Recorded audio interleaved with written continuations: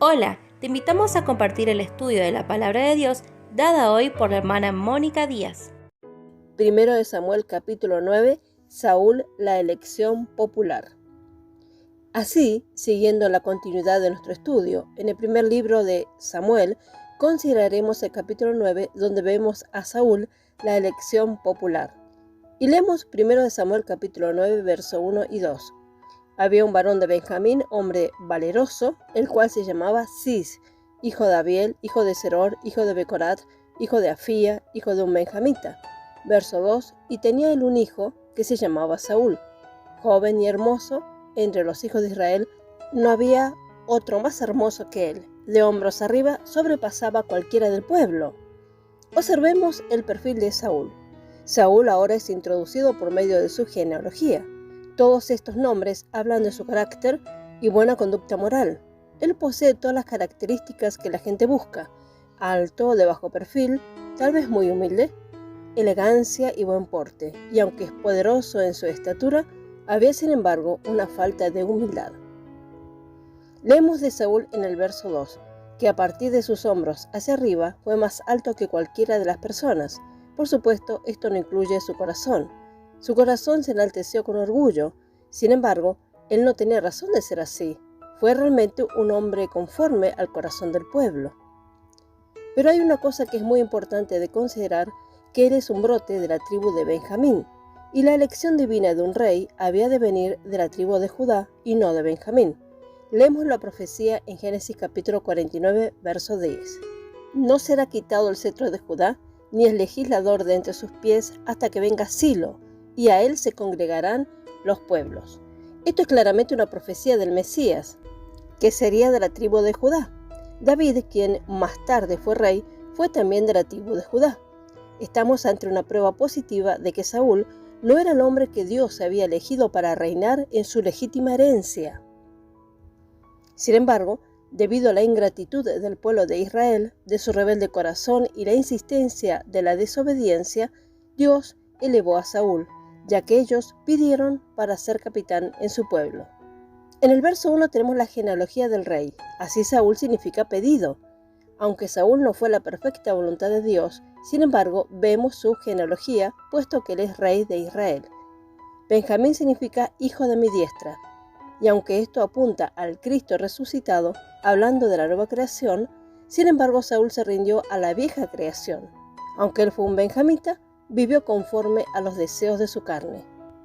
Hijo de Cis significa lazo. Es lo que es para nosotros la vieja creación. Rendidos a ella es solo para lazo y derrota. Es hijo de Abiel, que significa mi padre es Dios. Aún el hombre natural reclama a Dios por padre. Hijo de Seror significa bulto. Nos da la idea de un paquete atado. Así el viejo hombre no juzgado ata al creyente como un bulto. Hijo de Becorat significa primogénito, lo que es primero. Así la vieja creación es primero. Hijo de Afía significa causaré aliento. Habla de buscar la vida por métodos carnales. Así el viejo hombre busca la vida a su propia manera. Veamos cómo fue el comienzo de Saúl. Saúl tuvo un pequeño principio, una tarea. Él fue enviado a buscar las asnas que se perdieron de su padre. Debemos recordar que el asno es tipo de la vieja creación. Esto nos habla que Saúl estaba desempeñando tarea de la vieja creación cuando Dios los llamó. Nunca se encontró la apreciación, es decir, las asnas. Saúl no pudo encontrar la razón de Dios por qué se les había escondido las asnas, y él quería venir a Samuel para que le declarara algo con respecto a ellas. Esto sin duda es un indicio de la espera para la satisfacción que nunca se encuentra en las cosas de la vieja creación. Desarrollemos el perfil de Saúl. Primero, él fue uno de los mejores especímenes de una generación de hombres que podía encontrarse en aquel día. Leemos en 1 Samuel capítulo 9, verso 5. Cuando vinieron a la tierra de Suf, Saúl dijo a su criado que tenía consigo: ven, volvámonos, porque quizá mi padre, abandonada la preocupación por las asnas, estará acongojado por nosotros. Segundo, vemos por este relato que le preocupa a su padre. Leemos 1 Samuel capítulo 9, verso 7. Respondió Saúl a su criado: vamos ahora, pero ¿qué llevaremos al varón? Porque el pan de nuestras alforjas se han acabado, y no tenemos qué ofrecerle al varón de Dios. ¿Qué tenemos? Tercero, a su juicio, debería dar algo al profeta. Leemos en 1 Samuel capítulo 9, verso 20. Samuel le dice: y de las asnas que se perdieron hace ya 3 días, pierde cuidado de ellas, porque se han hallado. Mas ¿para quién es todo lo que hay de codiciable en Israel, sino para ti y para toda la casa de tu padre? Cuarto, a una Saúl mostró humildad. Al parecer, no cree mucho en sí mismo. Quinto, luego, en el capítulo 10, verso 16, nos dice: y Saúl respondió a su tío, nos declaró expresamente que las asnas habían sido halladas, mas del asunto del reino del cual Samuel le había hablado, no le descubrió nada. Vemos entonces que puede mantener un secreto. Sexto, él poseía lo mejor de los atributos de la carne. En el comienzo de su vida no fue un hombre vil, él fue alto, hermoso, fuerte. También fue un hijo fiel y bueno a su padre. Tuvo un entendimiento de las responsabilidades y fue correcto. Saúl aún poseía un respeto por las cosas espirituales y un afecto por el profeta Samuel. Por lo que aquí apreciamos, Saúl fue un buen individuo. Su falla, al igual que la de Israel, fue que ellos confiaron en el brazo de carne y no en Dios. En otras palabras, confiaron en las habilidades y atributos naturales del hombre en vez de confiar en el poder y dirección de Dios. Por eso Saúl es un buen ejemplo del creyente carnal que anda en la fuerza de su carne en vez de ser guiado por el Espíritu Santo.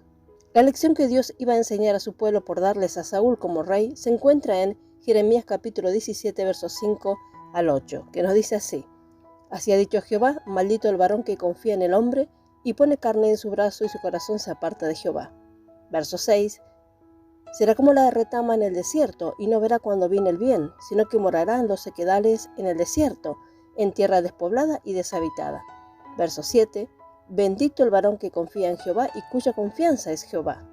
Verso 8, porque será como el árbol plantado junto a las aguas, que junto a la corriente echará sus raíces y no verá cuando viene el calor, sino que su hoja estará verde y en el año de sequía no se fatigará ni dejará de dar fruto.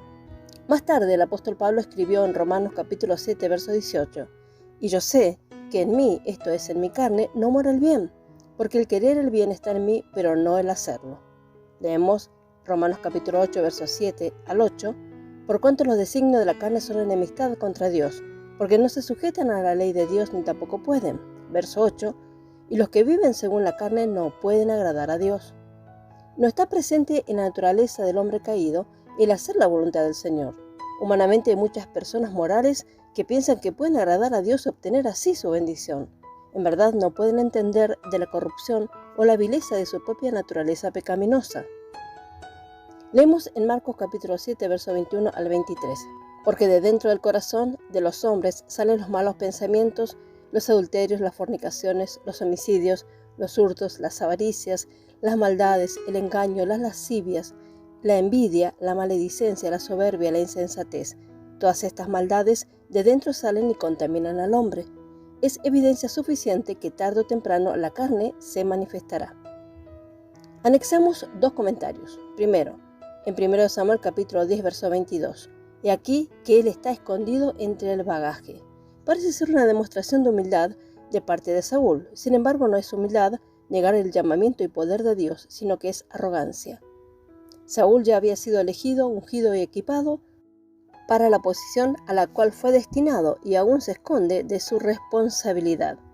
Lamentablemente, tal como el tipo, así hoy también hay creyentes que procuran presentar excusas por no hacer la voluntad de Dios, tales como no soy digno, no tengo la habilidad. Esto parece humildad, pero no lo es.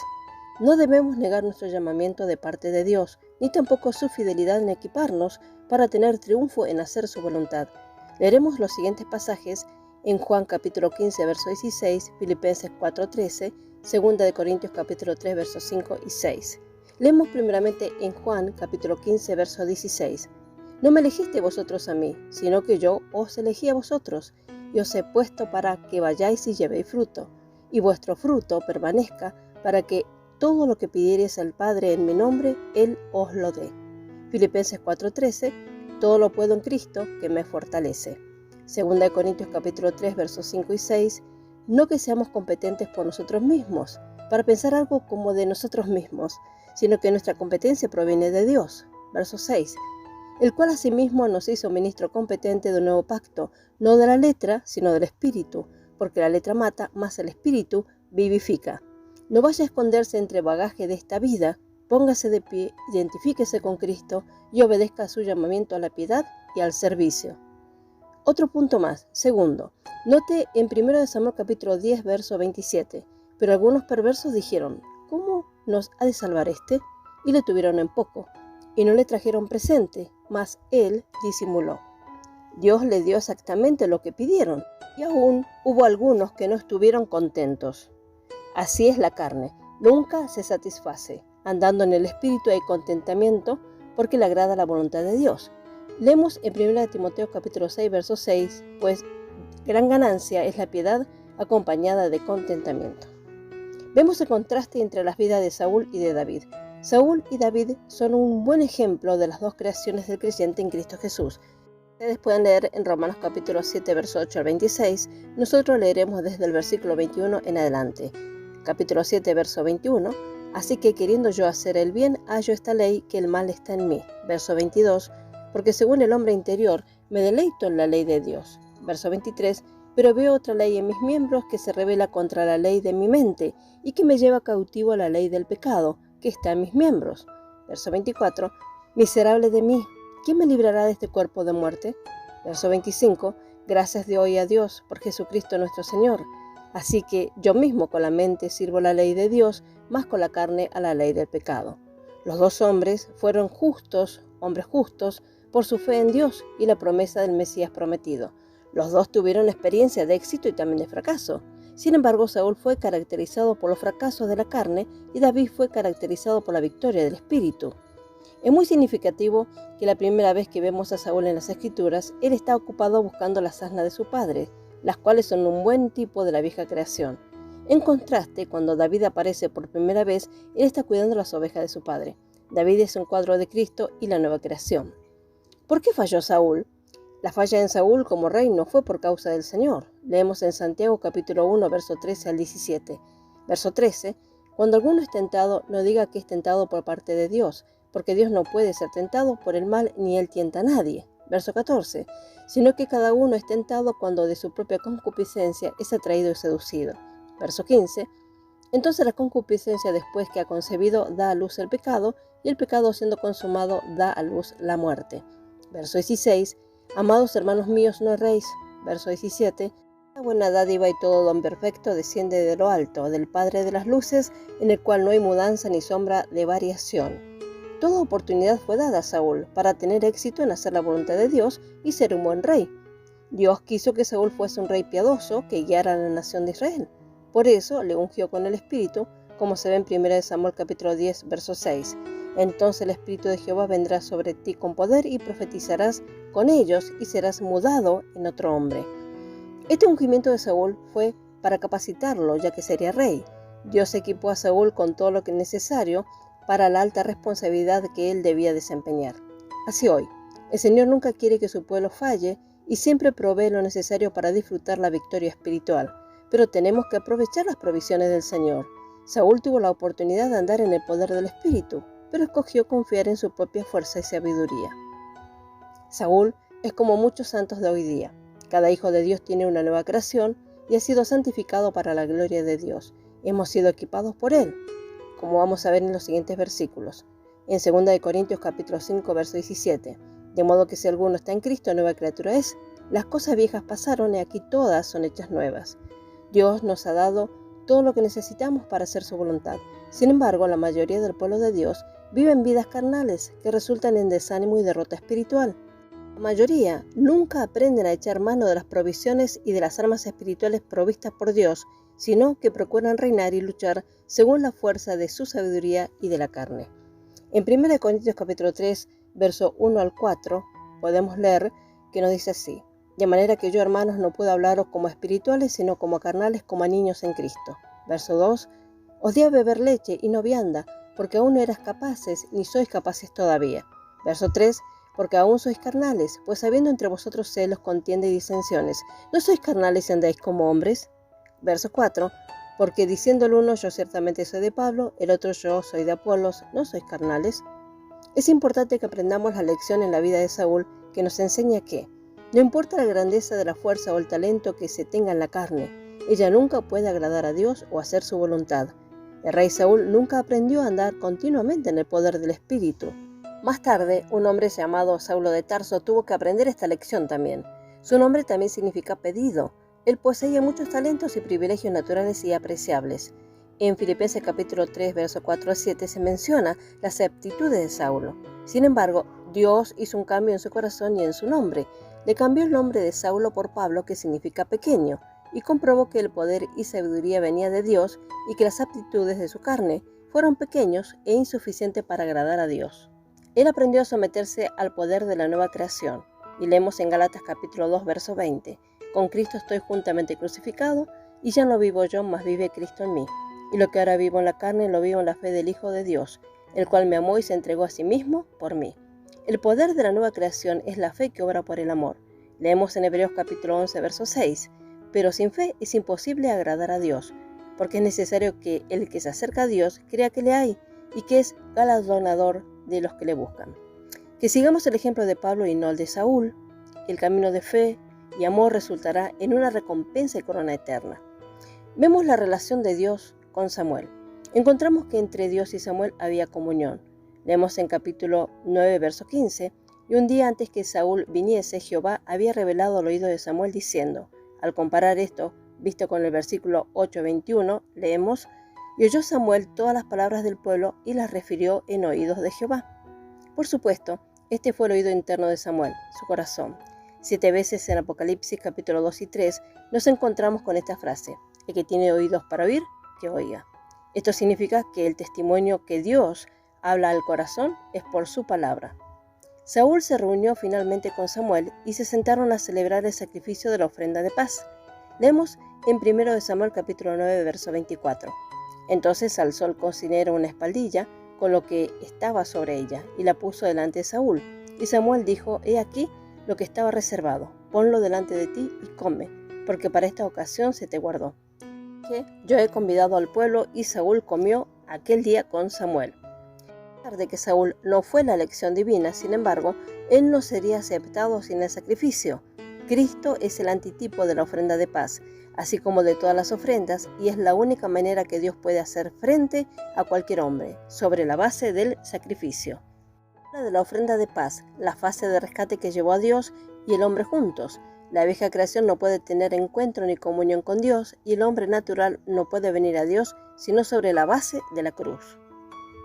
Leemos en Colosenses capítulo 1, verso 20, «Y por medio de él reconciliar consigo todas las cosas, así las que están en la tierra como las que están en los cielos, haciendo la paz mediante la sangre de su cruz».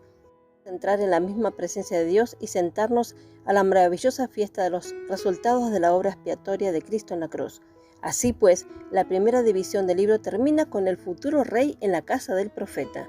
Que el Señor nos siga iluminando en la comprensión de su palabra para su gloria. El Señor bendiga rica y abundantemente a cada uno. Amén. Hola, los saludamos de parte del canal El Evangelio de la Gloria. Los invitamos a suscribirse a nuestro canal de YouTube y activar la campanita de notificaciones para que les llegue toda la nueva info a medida que subimos cada video. Dios les bendiga ricamente.